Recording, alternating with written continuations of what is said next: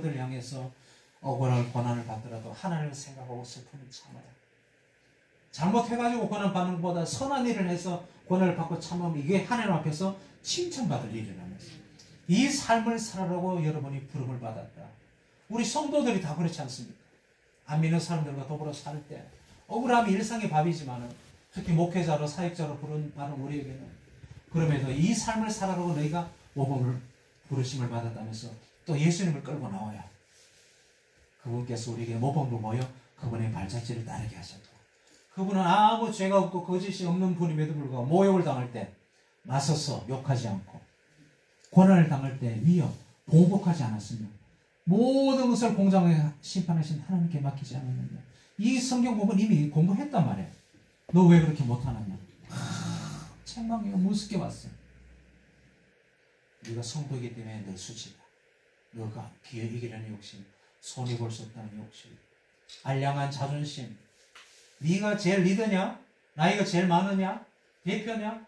그래서 그게 너희 더 큰 수치라는 거야. 더 큰 수치다.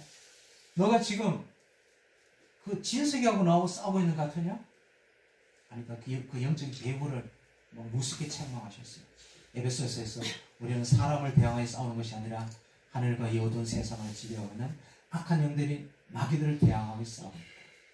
자, 같은 교회 믿음 안에서, 신앙 안에서 다툼이 있을 수 있지만, 화가 날 수 있지만 죄를 짓지 말고 해가 지기 전에 죄를 풀어야 되는 것에 대해서, 그렇지 않으면 마귀에게 기회를 주게 됩니다. 너는 이미 마귀에게 넘어간 상태라는 걸 영적으로 깨우쳐주셨어. 밤 12시에요. 이 노래가 쏟아졌어요. 오늘 나는, 아까 여러분들이 부를 때 내가 먼저 손을 내지 못하고, 악보 원본입니다. 그날 밤 12시에 막 받았지만, 예. 멜로디와 가사가 동시에 나왔죠. 예. 내가 먼저 손을 내지 못하고. 이 노래 보면 밑도 끝도 없어요. 왜냐면 그날 밤 12시 상황 그대로니까. 예. 상황 그대로. 이 노래는 아까처럼 그렇게 빨리 부르면 안 돼요. 모든 노래들이 템포를 잘 해야 되는데, 이거는 질질 짜는 노래입니다. 사실은 회개 노래입니다. 그죠? 이걸 막 리듬에 맞춰서 부르면 약간 이상한데, 그래도 아까 시험관계에서 그냥 넘어갈까요? 네, 넘어갑시다. 네. 내가 먼저 손 내밀지 못하고, 내가 먼저 용서하지 못하고, 그때 그날 상황 그대로입니다. 그가 먼저 손 내밀기를 원했고, 아니에요. 그날 상황이니까 막 표현이 막 과격합니다. 네. 내 마음은 화해를 말하면서 왜 먼저 져줄 수 없는가? 손해볼 수 없는가? 몸둘 바 모른 채 하나님 앞에 서 있는 상황 그대로입니다.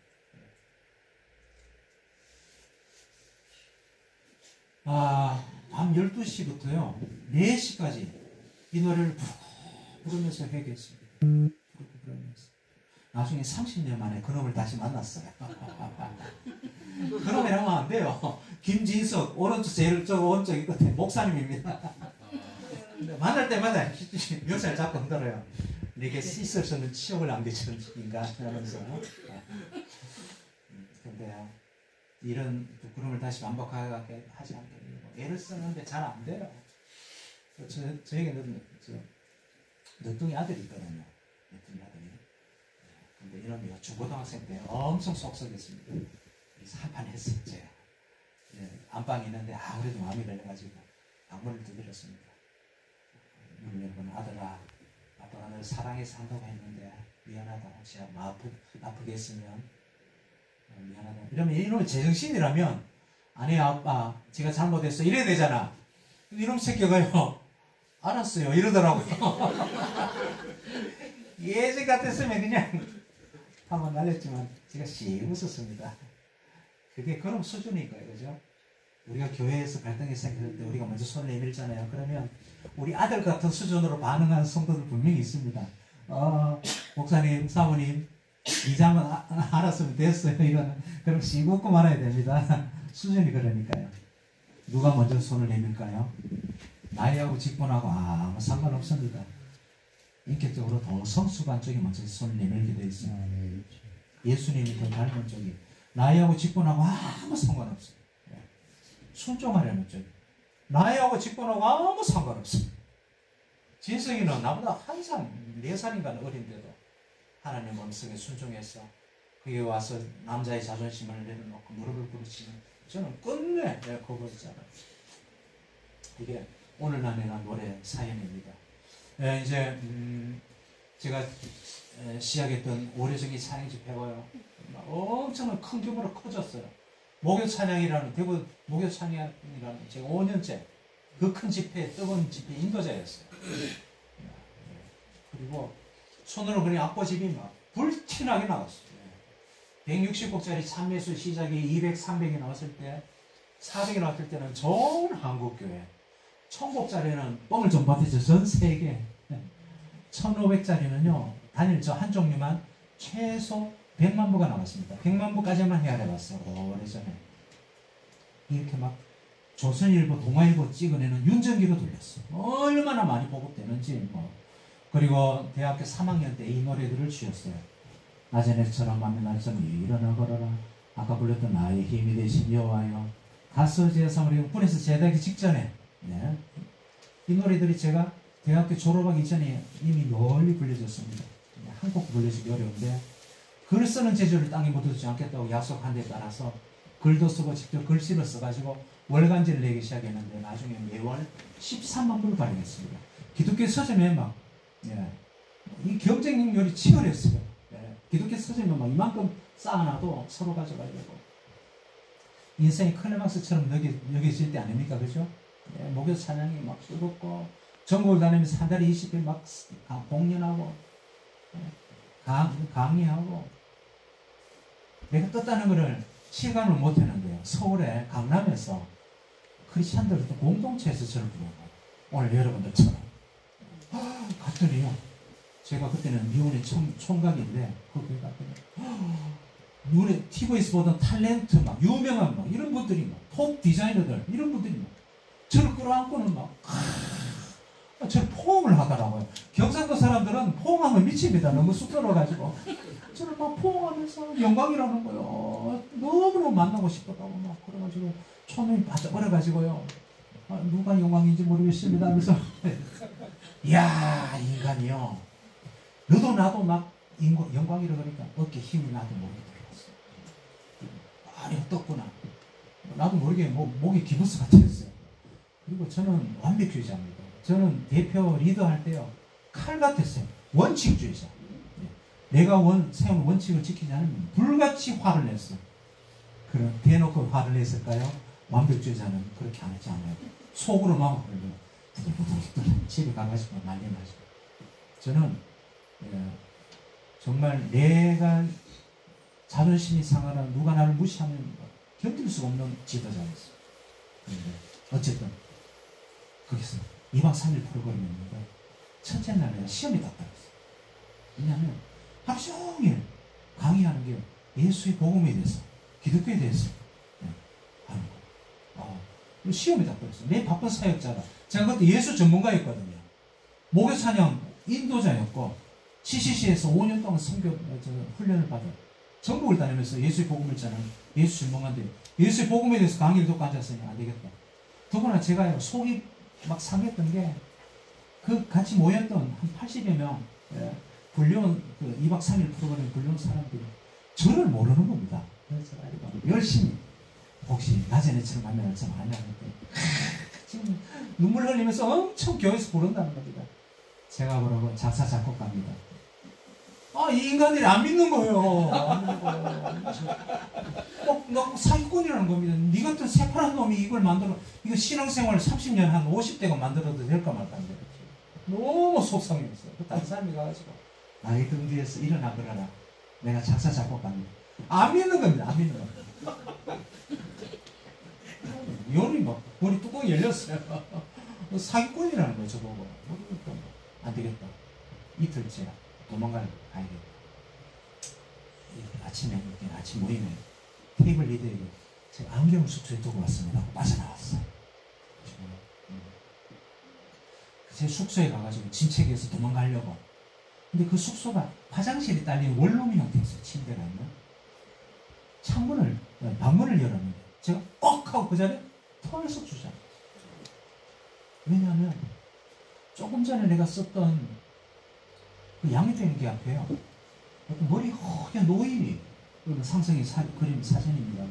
머리 허연 백발의 노인이 앞치마를 두르고 고무장갑을 끼고 내가 조금 전에 사용했던 변기 앞에 그 찬송을 부르면서 진짜로요, 실제로 씻고 있는 거예요. 그분이 누군지 알았기 때문에 제가 너무 놀랐어요. 서울의 큰 대학교 학장이셨어요. 박사님에 대한 장로님이셨어요. 그분이 내가 썼던 변기를 씻고, 근데 이 예수님의 그 노인의 모습이요, 예수님의 모습으로 확 바뀌는 거예요. 저 얼마나 놀랐겠어요. 꼭 하고 그 자리에 털썩 주저앉았는데 그분이 황급히 나갔어요. 그런데 정덕이 안경 가지러 갔는데 1시간이 넘도록 안 오니까 저를 찾아 나섰어요. 1시간 뒤에 숙소 침상에 엎드려서 통곡하고 있는 저를 발견했어요. 저 예수 전문가였거든요. 옆구리만 찔러도 예수 사형이 전하고 복음을 전하고 예수 전문가인데 이론적으로는 알아요. 그런데 예수를 따라가는 삶이 뭔가는 이론적으로만 알고 있었지 뭔지를 모르고 있었던 거예요. 근데 제 눈앞에 본 그 광경을 통해서 얼마 전에 프리세트라는 성경 공부 방법이거든요. 빌립보서를 우리가 공부했었어요. 그때 빌립보서 2장 5절에 이 말씀 5절부터 그 말씀을 공부했었거든요. 너희 안에 이 마음을 품으라. 곧 예수 그리스도의 마음이니. 이 마음에 해당되는 단어가요, attitude.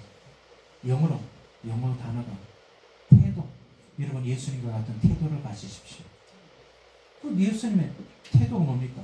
그분의 인격 성품, 삶의 방식 아닙니까? 그러면서 꼭 또 예수님을 끌고 나옵니다. 예수님의 태도가 뭐냐?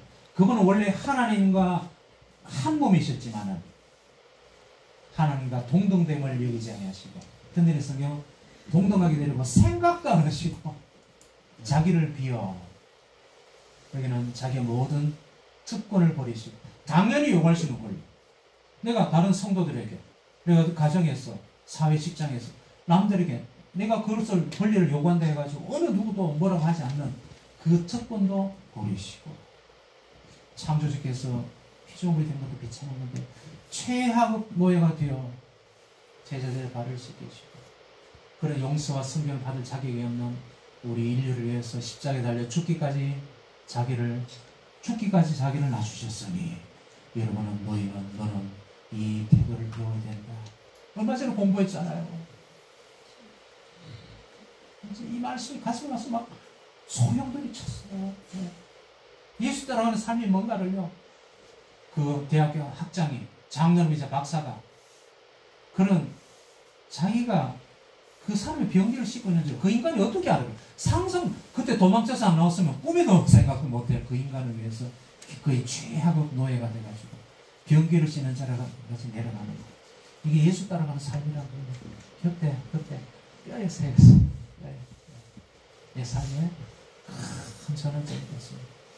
로마서 8장 28절에 우리 인생에 일어난 모든 것을 통해서 선을 이루겠다 하셨는데, 그 선정의 최고의 선이 29절에 나옵니다. 하나님께서 미리 아신 사람들이 자기 아들 예수 그리스도의 모습을 다 함께 하시려고 그 아들의 형상을 이루기 위해서 우리를 예정하셨다. 하나님 최고의 관심사는 우리가 잘 먹고 잘 사는 것도 아니고, 막 목회했는데 막 성공적인 목회를 하는 것도 아니고, 우리 인격 그 성품이 예수님 닮아가는 것, 우리 삶의 태도가 예수님 닮아가는 것. 그래서 우리를 무시하고 우리를 얕보고 우리의 선함을 악용하는 그럴 때에도 어떻게 해요? 예수님처럼 그래, 체험 노예가 기꺼이 돼가지고 우리 성도들의 발을 씻어주고 뒤치다거리하고 무시당해도 그 길을 기꺼이 가야 되는 게 이게 우리의 길이라는 걸 그때 뼈에 새겼습니다. 우리 예수 믿는다고 막 목회에서 사역자 된다고 삶이 변화됩니까? 택도 없습니다. 그죠? 우리 힘과 노력을 안 된다면. 그러나 하나님 우리를 온갖 방법을 통해서 다듬어 가신다는 걸 제가 세월이 갈수록 너무 깨닫습니다. 절대 그분은 우리 변화시킨 걸 포기하지 않는다. 죽을 때까지. 낮에 내처럼 가면 저 노래가 제 피눈물 나는 기도의 노래입니다.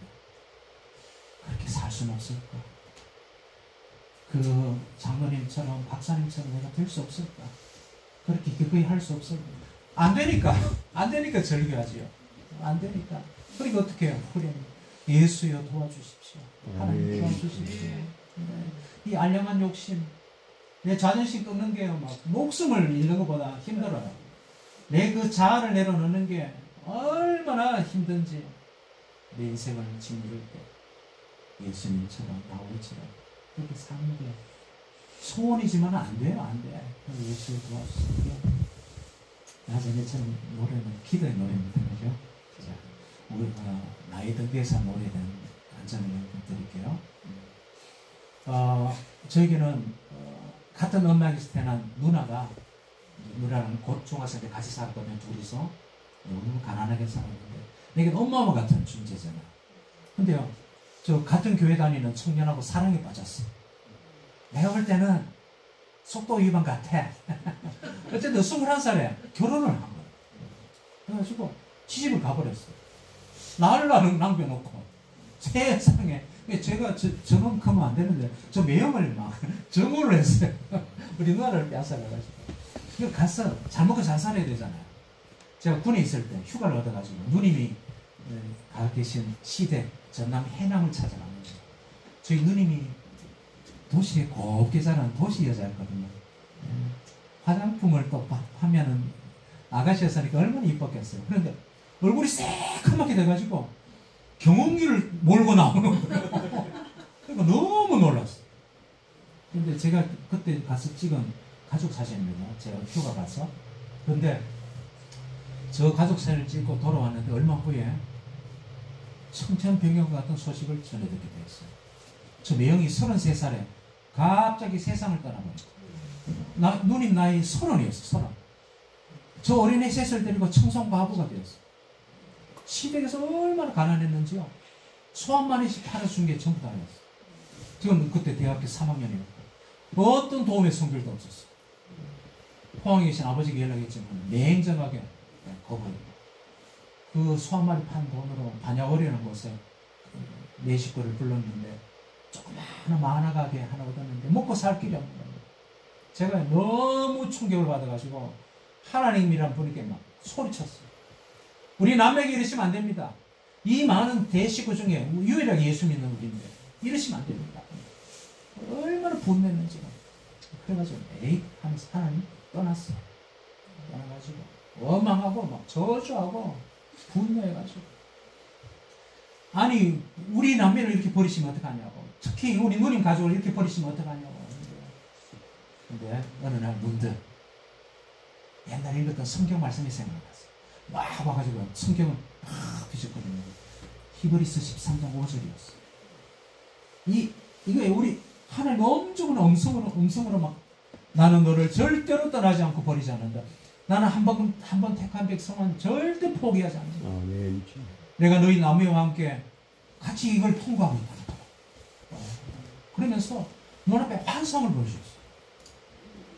오르막길을 제가 리어카에 짐을 가득 싣고 막 땀을 뻘뻘 흘리면서 올라가는데 이게 우리 남매에게 주어진 무거운 짐이었어. 근데 막 원망의 마음으로 막 하는데 그 환상에 그 리어카 뒤에 누군가 땀을 뻘뻘 흘리면서 밀고 있었어요. 예수님이셨어요. 제가 최근에 AI 그림한테 내가 부탁을 했거든요. 이런 그림을 만들어 주셨어요. 실감나죠? 이 환상과 함께 나의 등 뒤에서는 노래가 쏟아졌어요. 나의 등 뒤에서는 그 그림입니다. 내가 막 끌고 가고 있는 손수레 나보다 더 땀을 뻘뻘 흘리면서 밀고 계시는 첫 줄에 가사가 없지 않고 왜냐하면 나의 등 뒤에서 나를 도우시는 저런 가사 이미 나왔기 때문에 굳이 적을 필요가 없었어요. 갖고 원본입니다. 뒤늦게 알았는데 평안의 길을 갈 때는 저게 2절이 먼저 나왔네 사실은. 나중에 아마 1절을 때가 다시 적은 것 같아요. 어쨌든 나의 등 뒤에서 나를 도우시는 주 평안의 길을 갈 때는 보이지 않아도 지치고 나에 넘어질 때는 다가와 손 내미시는 이 주님을 그렇게 다시 만났어요. 3절을 받아 적을 때는 제가 너무 울었어. 통곡을 했어요. 이게 여기 때때로 뒤돌아보면 있잖아요. 이 때때로가 언제냐. 그 하나님의 큰 은총 받아서 구원받은 감격에 막 복음 전하고 다니고 그 놀라운 쓰임을 받았는데 근데 작은 시련, 고난, 내가 납득이 안 되는, 이해가 안 되는 이 시련 앞에서 시험이 들어가지고 하나님 부정하면서 죄 속에서 허죽거리고 있던 그때 내 속에서 피눈물 흘리는 그 음성으로, 야 이놈 자식아, 너 지금 여기서 뭐하고 있냐? 너 지금 뭐하냐? 왜 이러고 있냐? 나는 너를 떠난 적이 없고 버린 적이 없는데 너 왜 이러고 있냐? 여전히 미소로 바라보시고 나를 제쳐하시는 그 주님을요, 그때 일어나 걸어라 이 노래가 나왔습니다. 넘어갑시다. 잘하는 노래니까. 자, 우리가 이 노래를 붙잡고 우리 남매가 주님 손을 붙잡고 일어섰어요. 우리 누님 가정이 너무 가난했거든요. 그러니까 자녀들이 삐뚤어질 수가 없었어. 오른쪽에 있는 제일 큰 큰아들은 전교 1등을 놓치지 않았습니다. 그 어려움 중에 학원도 한 번 못 갔지만은 항상 수석을 해가지고요, 서울의 큰 유명 대학교들에 다 합격했어요. 전액 장학생. 그 다음에 막 생활비까지 지원도 합니다. 그러니까 막 이 가난한 엄마에게는 최고의 효자였어요. 둘째, 가운데 있는 저 둘째는 꼴통이라 공부하고 거리가 멀어. 그런데요, 대학교를 가기 포기하고 고등학교를 졸업하자마자 제빵 기술을 배웠습니다. 지금 유명한 과자 회사의 중견 관리자입니다. 네, 우리 누님은요, 왼쪽에 작은 누님 이쁘죠? 네, 이렇게 학력이 중졸이에요. 중졸도 정상적인 중학교가 아니라 대안학교 검정고시로 나왔어요. 그런데 어떤 사역자보다 큰 사역을 합니다. 그냥 미용사거든요. 미용사. 그러니까 파마 손님 다 앉혀놓고는 꼼짝 못하게 만들어놓고는 모금 도전하고 이제 상담도 하고, 그 미용실이요 큰 상담소예요. 상방입니다. 엄청 큰 사역을 하고 있는 사역자입니다. 권사님이고. 자, 여러분들은 어떤지 모르겠는데 저는요, 잘 삐지는 사람, 예민한 사람이니까요, 경제적인 가난, 육체적인 질병, 그런 별 큰 어려움이 아니었습니다. 근데 이게 제일 신앙생활하면서 제일 어려웠던 거는 인간관계였어요. 근데 이제 제가 목소리를 사회 5년째 목소리를 잃었어요. 목소리를 잃고 목이 회복 안 되니까 이 간증은 건너뛰었네. 모든 사역을 다 포기하고 깊은 산속에 들어갔을 때 오신실하신 주가 그때 나왔습니다. 잊혀진 사람들에게 체험적 인생이 끝난 것처럼 보였을 때 그래도 오신실하신 주, 잘 나갈 때 만든 노래가 아닙니다. 막 인생 클라이막스처럼 보였을 때 성공적인 인생을 살 때 그 노래가 나온 게 아니라 목소리를 잃고 우리가 2년이 지나도 목이 회복되지 않고 그 산속에 있을 때 오신실하신 주 노래가 나오는데, 어쨌든 거기서 2년이 지나도 안 되니까 어떻게 포기를 하고 목 회복시켜달라는 기도 중단하고 대전으로 이사를 와가지고 대전에서 폐교를 얻어서 제가 13년을 공동체를 했습니다. 그러다가 이제 마을에서 국가사업비 20억을 따내와가지고 이 폐교를 싹 허물고 농촌 체험장 시설을 싹 해놨는데 어떻게 운영할 사람이 안 나타나는 겁니다. 그래서 우리가 다시 들어가가지고 운영하게 되었습니다. 근데 이 빨간 점이 있고 농촌 체험장인데 저 왼쪽에 산지기 집이 있죠. 우리가 그 학교에서 나왔어야 될 때 시설을 못 얻어가지고 저 빈집을 얻게 되었는데, 이게요, 뒤에 송시문중에 묘역을 벌초를 한번 싹 해주면 망한 거로 밤나무가 둘러싸게 쌓아놓는 저 집을 무료로 준다는 겁니다. 논반 6마지기를 공짜로 쓰게 준대요. 그래가지고 저희가 개인 작업실입니다. 제가 19년째 쓰고 있는. 그러니까 개인 작업실이니까 농촌 체험장에서 항상 매일 출퇴근을 절로 해야 되잖아요. 근데 가운데 분홍색 저게 돌집이 하나 있었는데, 이게 사채업자가 그 어떤 교회 우리 집사님 댁이었는데, 둘째 아들이요, 아버지 인감을 훔쳐가지고 사채를 썼어요. 그래서 돈을 못 갚으니까 사채업자가 이 집을 빼앗아고 해가지고 이거 돌아서 살고 있었어요. 근데 농촌 체험장이니까 금요일부터 복적복적거리잖아요. 애들이 불법 놀이도 하고 너무 이제 신경 쓰이는 거죠. 자기는 조용히 살고 싶고. 그래가지고요, 마을 주민들 향해서 고소 고발을 일삼기 시작했어요. 이게요, 일단은 고소 고발이 들어가면 이게 어쩔 수 없어요. 검찰로 넘어가면요. 우리 주민들이, 이장을 비롯한 우리 주민들이 청주까지 가서 재판받아야 돼요. 나중에 다 무고로 다, 그래서 이 사람이 벌금 엄청 물었지만 어쨌든 그 과정이요. 뭐 재판받으러 가고 너무 힘들었어요. 근데 저는 그 사람에게 잘못한 게 하나도 없어요. 그런데 제가 자기 편 안 들었다고. 저 매일 출퇴근을 해야 되잖아요. 지나갈 때마다 막, 이 사람이 알코올 중독자거든요. 러닝 바람, 팬티 바람으로 써가지고, 야, 최강사! 하고 막 저주를 퍼붓는 거야. 이놈의 새끼, 내가 너 배돼지 쑤신다 그러고 막, 너무너무 힘들었어. 너무너무. 우리가 이분 때문에요. 이분 고발하는 바람에 거의 1,000만 원 넘는 큰 재정적인 손실도 봤어. 캠핑장을 했는데, 그 다음날 중지당했어. 성경 읽을 때마다 성경을 안 읽어야 되는데 어떻게 또 우리가 안 읽어요. 읽을 때마다 또 여러분은 모든 악독과 격정과 분노와 말다툼과 비방과 모든 악의를 버리고 모든 악의를 버리고 서로 친절하게 대하고 불쌍히 여기며 하나님이 그리스도 안에서 여러분을 용서하신 같이 용서하십시오. 이 나이 성경 구절을 난 매직으로 지우고 싶었어요. 또 주기도문은, 나는 주기도문은 진짜 왜 하는지 몰라. 그때마다 우리가 우리에게 잘못한 사람에게 그 용서하겠사오니 우리 죄를 용서해 주십시오. 그거잖아요. 전제 조건이 우리가 다른 사람의 잘못에 대해서 용서하겠사오니 그만큼 우리의 죄를 용서해 달라는 거니까요. 근데 막 너희가 다른 사람의 죄를 용서하면 하늘에 계신 내 아버지께서도 너희를 용서하실 것이고 그렇지 않으면 너희가 다른 사람의 죄를 용서하지 않으면 너희 아버지께서도 너희 죄를 용서하지 않을 것이다. 이거 너무 엄중한 말씀 앞에서요. 막 너무 힘들었어.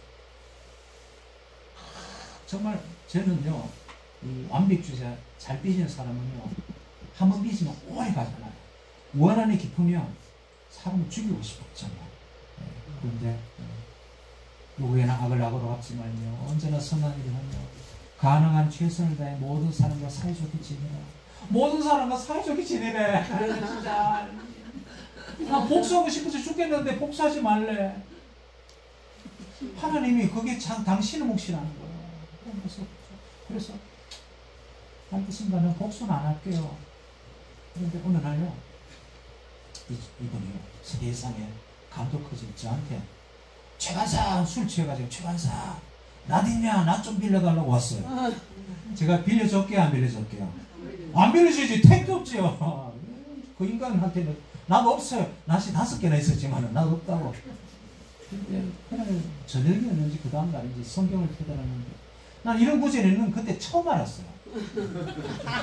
너희는 원수를 사랑하고 그들에게 친절을 베푸며 아무것도 바라지 말고 빌려주어라. 이 구절에는 나 평생 처음 읽었어. 이 노래 진짜 이 가사 있는 줄 아니 예수님이 왜 뭐 빌려주어라. 막 또 아이고 주여 뭐 회개하고 다음날 며칠 보니까 하고 엔진 소리가 나더라고요. 보니까 이 사람이 차 끌고 내려왔다가 비가 온 다음 날이니까 진창에 빠졌어. 다른 데 같았으면요, 거기는 보험군에서도 제일 끝터널이기 때문에 보험차 부르면요 40분 걸려요. 1시간 걸려요. 그런데 다른 데 같았으면 트럭 몰고 가가지고 쇠밧줄로 얼른 끌어내줬는데 제가 갔을까요 안 갔을까요? 이거 택도 없지. 고생 좀 해라. 얼마나 고소한지. 그 다음에 성경을 읽었는데 너희가 원수의 손한 아기가 길을 헤매는 것을 보거든 그에게 끌어다 주어라. 너희를 미워하는 사람이 짐을 실은 채 쓰러져 있는 나귀를 이렇게 애쓰는 것을 보거든 그냥 지나가지 말고 그를 도와주어라.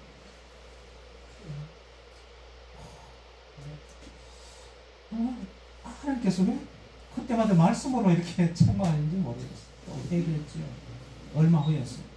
제가 그분을 하늘선 맡겼잖아요. 근데요, 하늘선에 심판을 맡겼는데 세상에 하늘의 심판이 임했어요. 이분이 자동차에 배터리가 다 나가가지고 나무 그늘 밑에 우리 산지기지 바로 여기 근처에 그 나무 그늘 밑에 차 시동을 걸어놨어요. 여기 과열이 돼가지고 불이 났네. 차가 홀라당 탔어요. 아이고 얼마나 고소한지 막 내려다보면서 이야 할렐루야 하나님의 역사가 임했습니다. 감사합니다 했는데 세상에요. 성경을 안 읽어야 돼 그때는.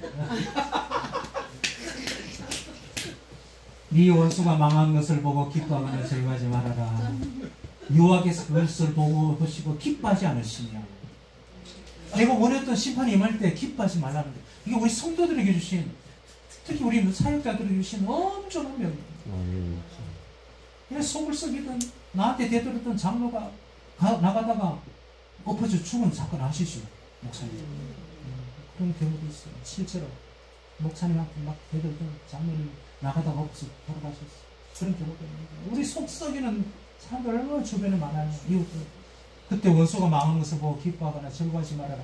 여호와께서 그것을 보시고 기뻐하지 않으시며 이제 그분에게 그 사람에게 행했던 그 심판을 거둬들일 수도 있다. 정말 힘들었습니다.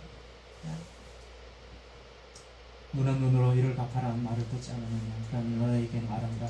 악한 사람을 대적하지 말고 그들이 요구하고 기대는 것보다 더해주어라. 더해주어라. 거기서 한 발 더 나간다.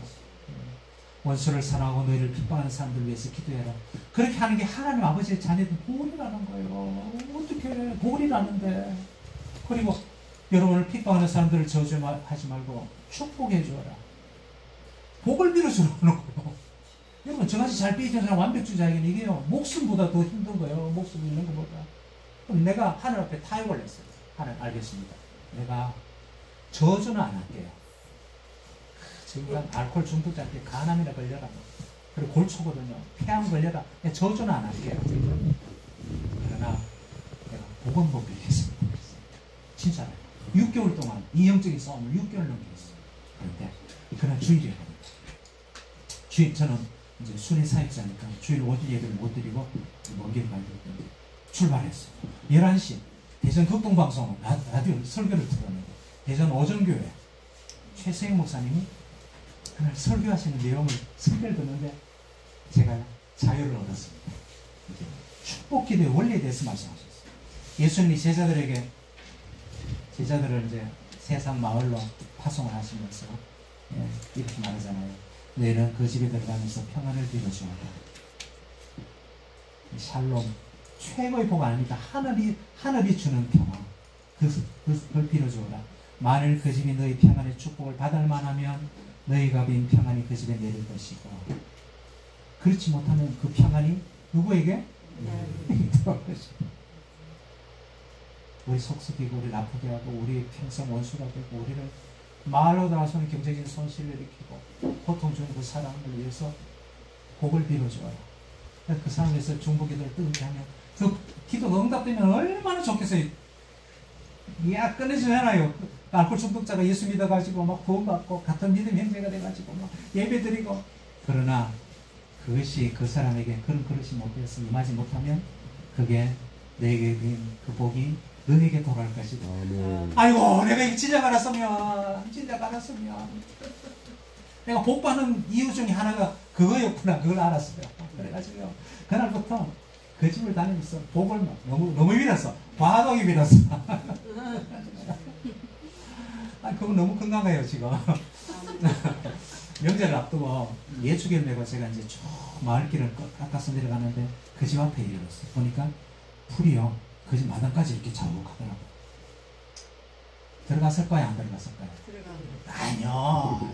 저는 한번 삐지면 죽을 때까지 했는데. 그런데요 깎아 나가는데 세상에 성령께서요 나를 들이밀었어요. 나도 모르게 1m를 들어가 버렸네. 아니나 다를까 이 사람이요 문 열고 나오더니 막 소리를 지르는 거예요. 그럼 무슨 소리 지를게요? 최간사 고마워. 화해의 날입니다. 화해의 날. 그 1m 들어간 게요. 그래가지고 고마워하는데 어떻게 또 다 깎아야지. 그 다음날 찾아왔더라고요. 찾아와가지고 자기가 사실은 인터넷으로 예초기를 샀는데 조립을 못하겠다고 도와주고 또 예초기 하는 방법도 가르쳐주고 그날 이후로 화해했습니다. 그런데 뭐 시간이 벌써 지나갔는데 하루를 시작하는 기도의 날 오늘 이 하루도 아까 엄청 빠르게 불러가지고 제가 못 따라했습니다만 이게 하루를 시작하는 기도입니다. 나의 걸음을 지치게 만드는 이들에게 용서를 베풀어 주십시오. 내 마음을 아프게 하는 이들 만나잖아요. 매일 만나잖아요. 주일마다 만나잖아요. 그들에게 복을 빌게 해주세요. 행복을 빌어주세요. 그래야 나도 복을 받잖아요. 그 복이 임하면 더 감사하고, 그 복이 나에게 돌아오면 더 감사하고. 자, 이 노래 한번 오늘 한번 들을까요? 이게요, 우리 여자 목사님이 부르셨는데 엄청 낮아요. 같이 따라 부르기는 어렵겠지만 한번 들읍시다. 김준희 목사님이 부르셨어요.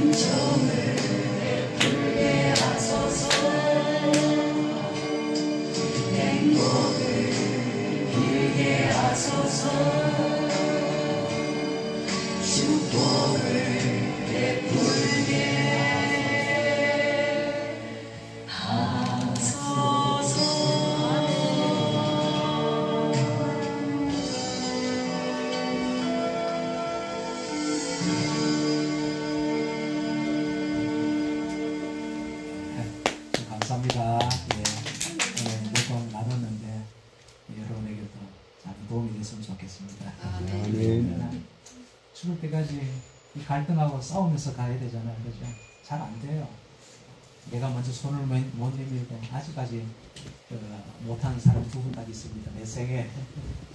어쨌든 그래도 주님의 도움을 의지하면서 살아갑시다. 아멘. 강건하시기 바랍니다. 아멘. 너무 길게 해서 죄송해요. 이렇게 기도도 해야 되는데 그래, 모든 영광은 하나님께 돌립니다. 아멘.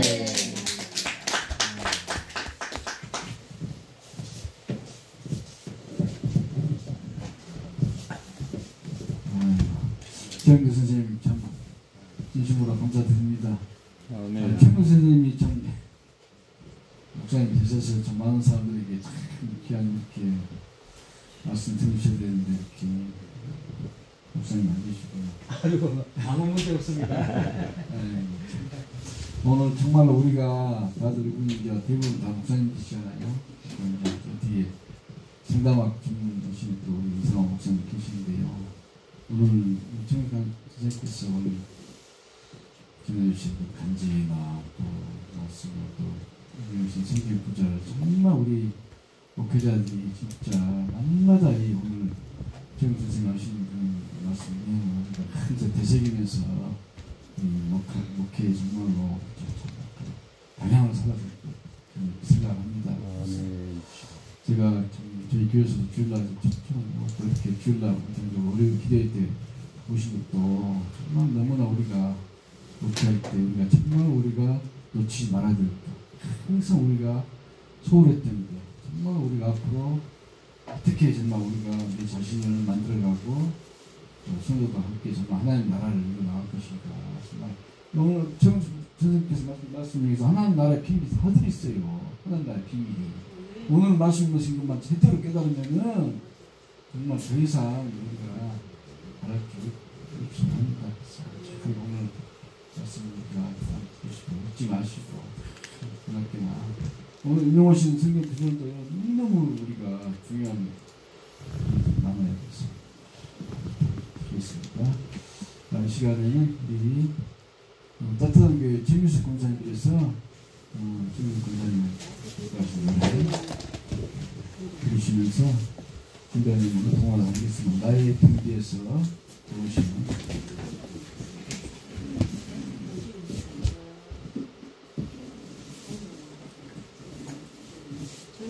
저는 반주 없이 합니다. 이해해 주세요. 목적도 없이 나는 방황했네. 소망도 없이 살았네.